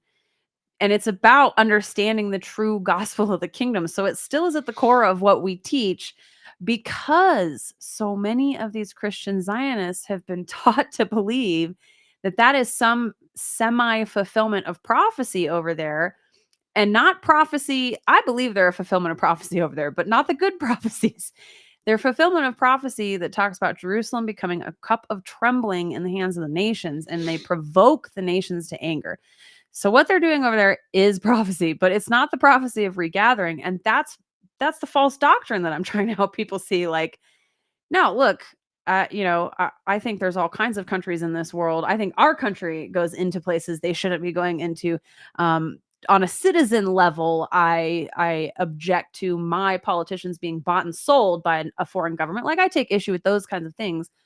But ultimately, then at the end of the day, I'm trying to point out the false doctrine to people that, hey, here's the prophecies they are fulfilling, and here's the ones they're not fulfilling. And it's not because I hate them. It's not because I'm jealous of their great success either. I know the prophecies of the coming of the kingdom, and this ain't it. So I think that's one thing I wanted to clarify for anyone out there who might be confused about that, about why Sean and I talk about Zionism, because it's false doctrine. It's it's not just a political movement of the left. I mean, Sean talks about some political stuff here and there, but in terms of addressing every bad idea from the left, I mean, It's also a political movement on the right. yes. As far as that goes, that's not as much the focus, but addressing false doctrine is something Sean is absolutely focused on in ministry. And that is why Zionism comes up, because they made the choice to mix biblical prophecy into their beliefs. And so that gives us the right to scrutinize and criticize those beliefs and see if they actually fit with scripture. And they don't. It just doesn't. I mean, it fits with them provoking everyone around them to anger, but not because of jealousy. If you wonder why the 10 kings come in to invade Israel and ransack Jerusalem, there's it's not. They're asking for it. It's not just because they're mindless, bloodthirsty Muslims who just want to kill all Jews. There were a lot of Jews. There are some teachings in There Islam. are. Yes, I'm not saying that, but I'm speaking on the human beings that follow that religion. I have seen over the years an increasing narrative of speaking of all of them, all their nations, like vermin. I had another. The greater majority of Muslims do not want war. Yes. Okay. And so that's my point. I'm trying to say that the language is really turning into what they say they're fighting against completely by having that country. And I even had a woman on a post the other day arguing with me about how, I think, because I was like, you actually agree with this greater Israel thing, that they should go out and just conquer all that land? Oh, yeah, absolutely. I think it's time to get some of these mosques out of here. I'm like, girl, let's tone it down on the rhetoric and let's center ourselves back on the love of our Messiah, right? Because I don't think that's the attitude we're supposed to take towards large swaths of human beings, that many of them who could be descendants of Abraham. So, anyways. That's really interesting, though. I wonder if there were any other people like that guy you were reading about who like went out to try and find Well, the apparently, scattered tribes. being a merchant, a traveling merchant, was kind of an expensive thing. Yeah. Not everybody got to do it, but he's also why I called him a philologist, because he was tracing genealogies. He was tracing, the origins of where these people went and who's who and which area and territories. And supposedly, he brought that information back to the rabbis in the land of Israel. The Masoretes in the 9th century AD. Yeah. And they're not making some grand push at that time to get all these people to come back. Yeah. So it almost makes you wonder, did they understand that there was going to be a greater gathering because of the Messiah? Absolutely believe they do, because there are sects of Orthodox Judaism who are anti-Zionism, and it's because they understand God is supposed to gather them there. I don't know if they understand if it's actually via the resurrection, but they know it's not supposed to be done the way it's been being done. But yeah, it's just interesting to learn that there were already Arab Jews living in that land. When these are European Jews specifically. So it's like, even amongst themselves, they have this weird racism. Honestly, that's like, oh, you're Mizrahi Jew? Well, that's not good enough. Get out. And by the way, we're going to kidnap your children. It's just like, it's the forbidden rabbit hole, guys. There's a lot of information in the forbidden rabbit hole that I think is important for people to hear if they're going to blindly support the actions of a foreign government. And that's all I'll say. Mike is asking, recommended other scriptures from Amazon, example, specific Ethiopian Bible, maybe a list of suggested books. Micah, no, I don't have a recommendation, brother. I would just, if you're not familiar with us, like we've talked about, we do a show, Honor of Kings. We talk about other books that others have not included in their Bibles, but then other Christians have throughout time. Some of the specific ones that are probably the most beneficial to start, that you may be able to find on Amazon and not as a part of a biblical collection already. That list would be First Enoch, Jubilees, the Testament of the 12 Patriarchs, the Apocalypse of Baruch, and Second Esdras. So that should keep you busy for a while. Sirach is a fun read as well. A Sirach, I think you can find just on most, like if it's in some KJV, like Bible Gateway and some other. Yeah, I think you can find Sirach on collections already. King G asks, do we know for sure that New Jerusalem is coming down on Mount of Olives area in Israel? Israel of today, I'm guessing of today. Okay. Israel of today. Well, I do believe the Mount of Olives is the same Mount of Olives that was being referenced in the days of Abraham, the days of Moses, and the days of King David and Yeshua. So yes. Is that mount sitting somewhere in between the Niles and the Euphrates? Well, I don't know what he's getting at truly. That's why I paused before answering it, because some people, like, there's entire narratives out there about like the Middle East is all a scam. I know, and that like, they think America is actually, yes, I've heard it. I've heard it. Other people think South Africa is the original place of the Bible, and like there's just, I don't know where King James coming from. I don't think he thinks that, but you're welcome to clarify, brother, for what you really mean. All right. Lashnim is asking, is Yeshua an angel, messenger, or high prophet? High prophet. I'm not sure what that is. But he's not an angel. Angels are a class of messengers that were not including the Son of God sent to the earth. The Son of God, who's born as a man, was a full man. He was not an angel while he was in the flesh. He was not a spiritual being while he's in the flesh. He was fully a man while in the flesh. And in that position of being fully man at that time, he was a messenger and a prophet of Yahweh. So a messenger in the office of a prophet, if I could put it like that. He was not high priest until he received his priesthood upon his ascension back to the Father at his right hand, as Hebrews tells us. So hopefully that's helpful for you.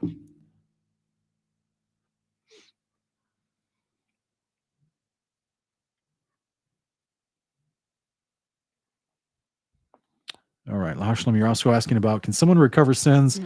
Can someone recover sin atonement after years of The After rebirth years. experience? After years later, the rebirth experience?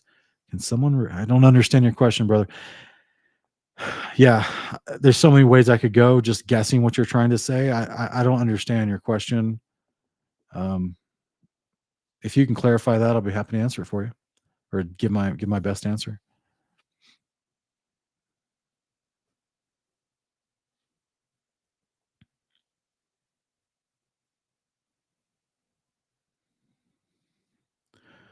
Heat Seeker, I don't think that's me on the song. You don't think it's you? No, it's definitely not me. It's definitely not you. Well, I don't know if he's meaning it. Did I write that song, or if I'm actually... I'm not singing it for sure. So It is based on Sean's lyrics, though. but I don't even know if it's the song we played today. It seems like a different one he's referencing. So either way, it's not me.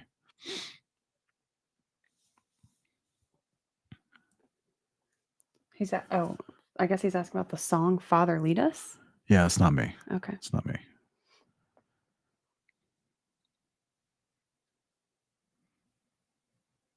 All right. Elotox is asking, what do you think about the 1537 Matthew's Bible, New Transliteration, October Bible by Ruth Magnuson? I haven't read it, brother. I can't give you my thoughts on it. Have you ever read it? I have no idea what that is. What is it? A new Bible translation? I don't know. I haven't read it. I have no clue.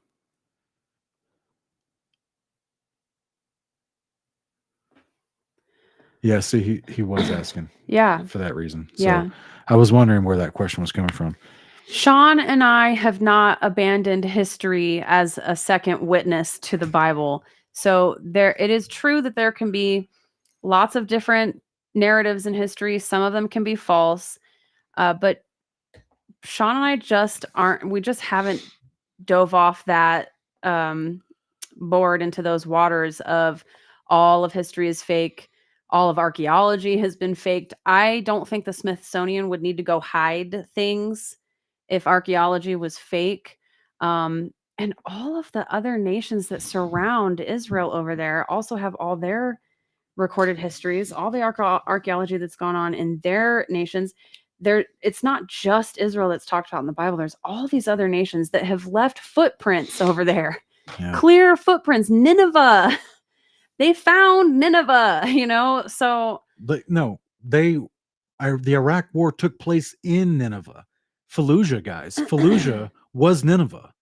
Fallujah. You heard that in the news a little bit? They had massive fights with the Marines and the Navy SEALs. That was Nineveh.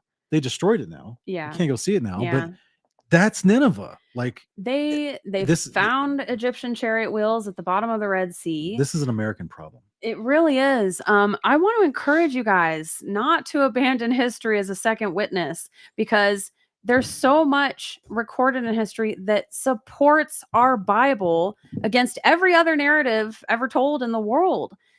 I believe God gives us the gift of putting it on people's hearts to record history for future generations to begin with.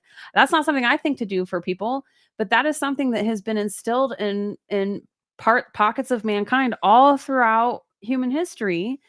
And I don't think it's wise to get so deep into a rabbit hole that now you're thinking no history anywhere can be true. Like I said, if no history and no archaeology anywhere was true, then what's the Smithsonian been fighting against? Why does the Egyptologist that Sean was talking about earlier, why does he have to deny certain things exist? It's when these things prove the Bible correct that these secularists have to deny that archaeology and pretend it's not really there in the area of the Middle East. Like, that's where all these discoveries are made. So I just want to encourage people not to completely throw the baby out with the bathwater. Like, yes, I've been wearing a tinfoil hat for years. I know that some things in history have been total lies, but not everything. In fact, not the majority of things. I don't think this conspiratorial aspect of governance really hit hard and started driving home this plan for actually covering things up until the late 1800s, when you have the Theosophical Society and those kind of influences actually getting into governments, and you have communist revolutions happening. And I think I don't think people really had a conscious thought to hide and obfuscate things until much later in human history. So don't abandon facts and evidence that actually support the word of our God. Like, please don't let No the one's enemy. no one is I never see these truthers claiming, oh, the city in northern India that they excavated and that they claim proves the Bhagavad Gita Mm, because of a location mentioned in a war that took place amongst the gods there. They never claim, oh, that's false. And yeah. India is not really in India. It India is actually in Yeah, Mongolia. that's No one true. ever claims that Yeah, nonsense. that's true. It's only about biblical related things. It's Yeah, only because guys, the enemy is so obvious, guys. this is like another version of Mandela effect. It's just something designed to get you to doubt the word of God. The Mandela effect was like, oh, it's changing. Is your Bible changing? Oh my gosh, my Bible's changing. Oh, if the enemy can change my Bible, what else can he do? That is the goal. It's to get you to have doubt in God's word as ultimate truth. And history, God's word is also a history book, you know? So I want to encourage people. No, we Yeah, don't have no, to. these things we read today in Joshua chapter 21, Hebron, you can Yeah. go there today. Yeah. They know where it is. Jordan River, you can go there. They know where it is. No one's disputed this stuff ever. The birth of Christianity is a witness to that area being the Middle East. That is the epicenter of where Christianity came from.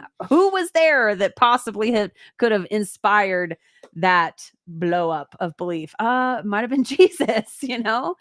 So I just want to encourage people, to step back a little bit from the infotainment and the deep dives into all the speculations of hit all of history being fake, because I really think it can lead you off the edge of actually having faith and trust in the word of God as the truth. So someone in the comments earlier said Josh L talks about history written by the winners. I know I saw your other saying as well. You said so they say. So Josh, I want to make some comments about what you said, but this isn't directed towards you. Okay. I'm not presupposing you hold any of these beliefs, but this is a very common thing passed around the truther community. Yes. They'll say, oh, history is written by the winners. You can't trust anything Yeah. because, they didn't win. We can prove this statement is wrong as a maxim in our own lifetime. Yeah. Okay. Think about the Germans who lost the First World War. They're not trying to rewrite the history books now that they are what? To say, like, they're still alive. Yeah. They're not complaining that, oh, this is false. We really won the First World War. No, they agree. They agree that their efforts in the First World War were stopped. They were demoralized as a nation. They even talk about it, how it led to the rise of Hitler within their own country over the next 20 years. And all of the allied nations, and I haven't talked to people from Italy, but even, all the people in Europe agreed, even though the Germans are a part of Europe and they're the losers of the First World War from that Kaiser, whatever his name was, they're not complaining at the UN today that all the history books are wrong, because these people are still actively engaging with politics in Europe today, saying like, yeah, we understand what was wrong. The Germans are ashamed of World War II. Modern day Germans are ashamed of World War II and how their country allowed Hitler to rise to power. Did you know how many Germans left Germany before Hitler truly took over? Because they saw the signs on the walls. Mm. They saw, they read the air, so to speak. They read the room, if I could. So they migrated to the US. Yeah. And so this is where a lot of people don't realize that even modernity, guys, history is not just written by the winners just for the sake of propagandizing a specific narrative that only the winners could uphold. When in modernity, there's so much history that the losers are agreeing to the history books that are out there today, because it's a narrative all understood. People are still alive from Vietnam. The Vietnamese who acknowledge that they sided with the communists and were being fueled and funded by the communists to fight the Americans are still alive today, even though Vietnam has a good diplomatic working relationship with the United States. Also, outside of that, history isn't only written after a war happens. There was an actual profession called the historian. Herodotus was a historian, and he didn't just go in after a land was conquered by the Greeks and then he wrote their history. His job was to go and record. Here's what this he recorded a whole bunch of stuff about other ethnicities, religious practices and things like that. So the job of historian is something I think people forget. It was actually a profession all through human history. There were men who had it on their hearts to record history. And it wasn't just recording about someone after they conquered them. Like there's been constant warfare all throughout mankind, but there are downtimes in between, So there's all kinds of these cultures that get conquered. If they have written language, they also have a history they've been keeping for themselves. And the conquerors may write the story of the conquering in their way, from their perspective, but all the other mundane aspects of someone's history and the events of their people are being recorded by those people, regardless of whenever the conquerors come in and write how that war ended, So I just think we just take too much of a cynical view of these things when we're so deep into the rabbit hole, that our fingers are wrinkly from like we've just been waiting in the water too long. We need to come up for some fresh air. I just think that sometimes we can get way too distracted with these things that you'll never be able to prove anyways. All right. So I'm laughing because AC, you're correct. Don't even keep up with Native American history. Mm-hmm. So when I first met my wife, I'm from Oklahoma. I was born in Maryland, but I lived most of my life in Oklahoma. And I went to grade school and up to high school and college in Oklahoma, and they taught Oklahoman history, which had mixtures of Native American history in it. Yeah. And she was not taught that in Ohio. No. So depends on where you are, Casey, around the country. Some do teach Native American history, but most don't. Yeah. And and it is funny. Yes.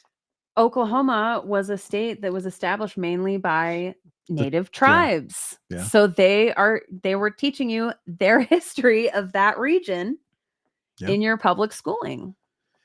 Yes. And so this is an older map from the regions of the different Federation of Indian tribes in North America before the colonies were established and before they lost. I'm a descendant of the Choctaw who the Chickasaw came out of the Choctaw. Okay. Okay. And I have Cherokee blood in me supposedly as well. Okay. And You're not mad. I'm not trying to rewrite history. In fact, the Chickasaw and the Choctaw confederated with the United States government during the Civil War, and also earlier with other treaties and other types of things. They were working hand in hand because they saw the signs. Yeah, that they weren't going to win that fight. They were not going to win that fight. Yeah. And they decided, okay, let's work together. And they did. And that's probably why they're considered two of the civilized tribes. They're also, aren't they like two of the wealthiest tribes now in modern times? Like they're doing really well for themselves, right? I don't know the actual breakdown who's the wealthiest, but I definitely know the Cherokee and the Choctaw do well for themselves. Yeah. Because they got all the casinos. And so but here's just a little snapshot, guys. Just a little, and I can't remember what century this was, just the 14th century or the 15th, but like this is just a little snapshot. This entire swath of green was a federation of tribes. These people held a long-standing federation of tribes, as even though they're completely different tribes, but as a united collection of federation to help protect each other throughout this massive swath of land, way before the settlers even got here from Europe, right? So this is the same thing with the Southeast, and there is what's his name? Is it James Bruce? Not James Bruce, but there was I can't remember his name, but there was the historian from the 17th century that talked about going down to what we call Mississippi today. And he saw some of the Chickasaw tribes and how they had this like 9 out of 10 of the commandments that they were following. Even had similar Hebrew rituals with their marriage ceremonies and all kinds of stuff. And he was assuming in the 17th century, this guy was assuming these people must be part of the lost tribes of Israel. So because they followed the law of Moses so clearly. In Ohio, from some of the Cherokee, maybe the Cherokee tribes, they have found the was it the cylinder seals they found, which in the Ohio archaeological expedition, where they turn them over and they've got Cherokee writing with the 10 Commandments engraved with a little guy holding 2 tablets they claim to be from the 18 or 1700s, from one of the tribes, from the native tribes, that they had a sense of the law of Moses within their tribes. I can't remember. We've done a whole show on this. I can't remember all the details right now. Oh, this is from the 1500s. So the point is, this is just within America. In modern America, just within the last 5 to 10 years, have people started to claim all history's fake. Yeah. And that you can't trust anything. Yeah, because I've been in this truther crowd for over 20 years, and that was not messaging. I had a book called The Conspiratorial, it was like the conspiratorial retelling of history. Like it was telling you history from that aspect of, here's all the things they don't teach you in school. See, I think, guys, we are all so used to, most of us have been public schooled. So we went to school and we were given a history book, one single book. And whoever wrote that book wrote that version of history that we were exposed to. We're forgetting we have access to all kinds of history books these days. We're not relegated to just that one Rand McNally book that we were given at the beginning of the school year. Houghton Mifflin. Yeah, we are not confined to a single set of history books that were given all through our schooling. There's all kinds of ways we can go look at all kinds of other history now. So yeah, I'm struggling watching people fall into this rabbit hole that honestly makes it hard to have a normal conversation with them, because they come across as being very out of touch with reality. And I don't mean that in a derogatory way. I'm saying it's hard to understand what they're actually saying. And then when you try to give them something from history that's like a proven fact, or here's a clear artifact, everything you give them, they can just say, well, that just could have been planted. Right. I don't know. The proverbial they could have just put that where they wanted it to be. And I'm like, okay, I don't know how to have a conversation with this person. And I've been a conspiracy person most of my life. So yeah, it's because it's about, laziness. Are you basing your conspiracy theory on something you've found that's validated evidence, or is it just basically your conjecture that keeps repeating itself? Yeah. Because it sounds salacious. It's just, there's 2 types of conspiracy theorists, I suppose. But yeah, another thing is the people. All right, so like some people are really good at math in school, mm-hmm. and others. To me, when I was growing up, I divided people into 2 categories. My friends, I divided them into 2 categories. They're good at math. They're good at literature. Yeah. Math and science, literature and history. Right. I was literature. And history. I was a history and literature guy. But, I got a B in chemistry. I got an A- in geometry and, algebra 2. Trigonometry, I failed completely. I was horrible at trigonometry, but I didn't do algebra. I didn't want to do algebra. I didn't want to go into advanced maths, but history and English, anything to do with literature, history and English, easiest thing for me ever. Right. That's absolutely where I excelled. And this is what I've realized. There's a lot of people out there struggling to read the Bible because they're just bad at reading. They're bad at the concepts and the fundamentals of literature, of understanding how to read. And, it takes some effort, just like it takes some efforts to complete a proof when you're doing a trigonometry proof that takes an entire page. And you're trying to find the sine or the cosine, and you writing out all your work, and you're not just using the TI Texas calculator. Yes. So some people are really good at that, and other people are really good at being diligent with history and literature. And I think that this is where we see the divide. Yeah. And the diligence with history and literature, it's real. I'm currently working on a series of posts about the history of Christmas for people. I've been asked for years. I'm finally doing it, guys. And just to reiterate, this isn't an apologetics for Christmas. This is let's strip away all of the emotion. Let's look at just what's recorded history and primary sources, and let's take a bird's eye view and decide how we're going to talk about it from there.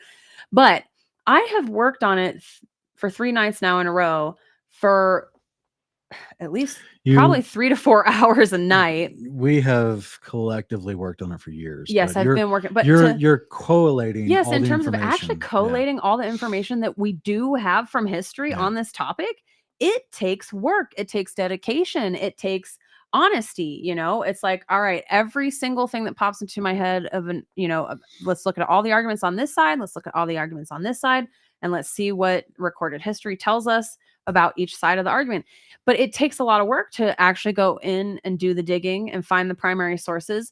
And it's so much easier even today because we have search engines. It's amazing the history we have access to these days if we just take the time to go ahead and look and not assume that everything I'm going to look up, it's all a lie, it's all fake. I mean, I don't know how, I don't know how you're trusting in your Bible at this point if you just think all of history is fake. I mean, the Bible's part of history. The collecting of all the books, the scribing of it, the re-scribing of it all throughout time. Like the Bible is a witness of, it's like living history. So yeah, even just having the tenacity and the concentration to be able to go in and look up all the information, sort through it all, and then reword it in a way that's easy for people to read. That takes dedication. It's part of the reason I haven't wanted to do these posts, because I know how much work it's going to be. But God finally put it on my heart. He's like, look, this topic is not going away. I have called you to call out your community on false accusation. And this is one of the biggest areas they are guilty of this sin. It's the biggest. As we were talking about the other night, guys, we should probably just let you know, we encourage people to learn the feasts of God and celebrate those first and foremost. We don't condemn people that observe Christmas and Easter according to the modern American tradition. Yeah. We're very specific when we say that. According to the modern American tradition, which are just modern American, most of them are commercialized. Yes. Yeah. American most traditions never even came from the church. They actually came from like the last 120 years in America, ironically. And then other traditions came from Orthodox and Catholic, concepts. But there's an entire documented history to where this stuff came from. Yeah. But the point is, if you've come to the commandments of God, to the fullness of God's commandments, what generally called the Torah observant movement, if you've come into that movement solely based on rejecting Christmas and Easter, and that's your whole identity to coming into the fullness of the Torah of God, you did it wrong. That's just that is not a justified sole identity for why you call yourself Torah observant. If you in your mind think I'm Torah observant because that means I reject Christmas and Easter, the modern traditional observances of Christmas and Easter, you've been deceived, my brother. That is not how we view God's law and God's commandments for wisdom, for discipleship to Christ. Yeah, and if you think just adding a day of remembrance to something is in and of itself a doctrine of demons and adding to the law, then I hope you don't do Hanukkah or Purim. I hope you don't have any day that you've decided you're going to fast on a regular basis. I hope you're not creating any traditions to keep the feasts in the dispersion, because you cannot keep the feasts according to the letter. So everything you're doing for it is a man-made tradition you're making for yourself. So I think he's beat himself. He shouldn't have. He's got his potty right there. He sat down with his pants on. He didn't take them off. Oh, look, he's taking. He's doing it. Yay. Yeah. Sorry, guys. We're potty training, and he's awake, and we're watching him. Yeah, there he Yay, goes. he did it. Forgot. Yeah, He he's like, oh wait, I gotta take my pants off first. I wonder if he pees. We gotta go, guys. Sorry. We gotta go. Sorry. So we got 2 months. This will be talking about this a lot in the next couple Yeah. months. Unfortunately, sadly, we don't like to talk about it all the time, but we can't get away from it because people have made their whole identity of Torah observance this concept, these issues. Yeah, our identity needs to be rooted in Christ. It's not rooted in I don't keep those Christian holidays. That's not your identity in Christ, guys. We love you. We appreciate you being here. We hope to see you.